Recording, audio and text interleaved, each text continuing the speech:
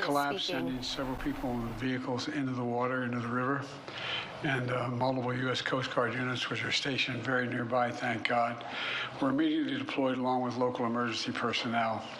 And the Coast Guard is leading the response to the port, where representatives from the Federal Highway Administration, the FBI, the Department of Transportation, the Army Corps of Engineers, as well as Maryland officials and Baltimore Police and Fire, are all working together to coordinate an emergency response. Officials at the scene estimate 8 people were unaccounted for were unaccounted for. That number might change. 2 have been rescued, 1 without injury, 1 in critical condition. And the search and rescue operation is continuing for all those remaining as we speak. I spoke with Governor Moore this morning, as well as the Mayor of Baltimore, the county executive, both United States senators and the congressman. And my Secretary of Transportation is on the scene.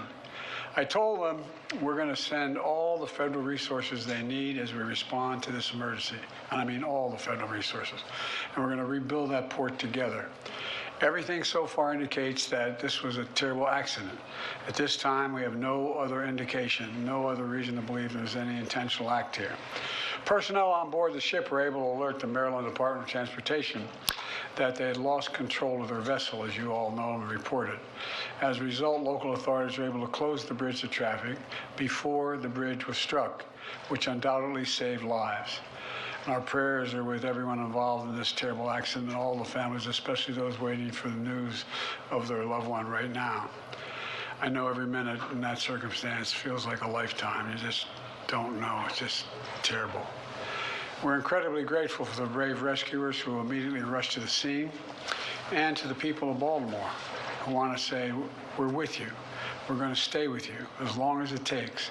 And like the governor said, you're Maryland tough, you're Baltimore strong, and we're going to get through this together. And I promise we're not leaving. Here's what's happening now. The search and rescue operation is our top priority. Ship traffic in the Port of Baltimore has been suspended until further notice, and we'll need to clear that channel before the ship traffic can resume.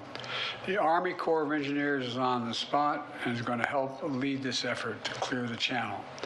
The Port of Baltimore is one of the nation's largest shipping hubs, and I've been there a number of times as a senator and as a vice president. It handles a record amount of cargo last year. It's also the top port in America for both imports and exports of automobiles and light trucks. Around 850,000 vehicles go through that port every single year, and we're going to get it up and running again as soon as possible. 15,000 jobs depend on that port, and we're going to do everything we can to protect those jobs and help those workers. The bridge is also critical for travel, not just for Baltimore, but for the Northeast Corridor. Over 30,000 vehicles cross the Francis Scott Key Bridge on a daily basis. It's virtually, it's one of the most important elements for the economy in the Northeast and the quality of life. My transportation secretary is there now. As I told Governor Moore, I've directed my team to move heaven and earth to reopen the port and rebuild the bridge as soon as humanly possible. And we're going to work hand in hand with the support of Maryland to support Maryland and whatever they ask for. And we're going to work with our partners in Congress to make sure the state gets the support it needs. It's my intention that federal government will pay for the entire cost of reconstructing that bridge, and I expect the Congress to support my effort. This is going to take some time.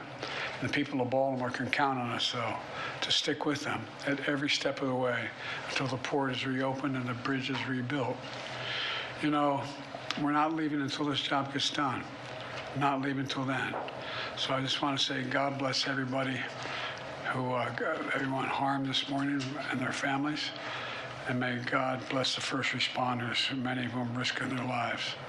And the reason I'm not going to take a lot of questions, there's remaining issues that are open that we got to determine what's going to happen in terms of the rescue mission and the like. But do you plan to go to Baltimore, sir? And if so, how quickly? I do, and as quickly as I can. That's what you said the federal government's also going to pay for the repairs. I'm just curious. This was a ship that appears to be at fault. Is there any reason to believe that the company behind the ship should be held responsible? And then also, you mentioned that could be, but we're not going to wait for that to happen. We're going to pay for it to get the bridge rebuilt and opened. What did you make of Israel's decision not to attend this meeting this week? Oh, I don't want to get into that. We're going to have plenty of time to talk about Ross. You mentioned the port. Can I ask about cars? report. That was President Biden speaking about that devastating Baltimore bridge collapse at the Francis Scott Key Bridge. As you, of course, heard that the president has vowed the federal government will pay the entire cost of reconstructing that bridge. As of right now, they're still searching for 8 people who are likely in the water there. We're going to continue to follow this and bring you the very latest information as soon as it becomes available.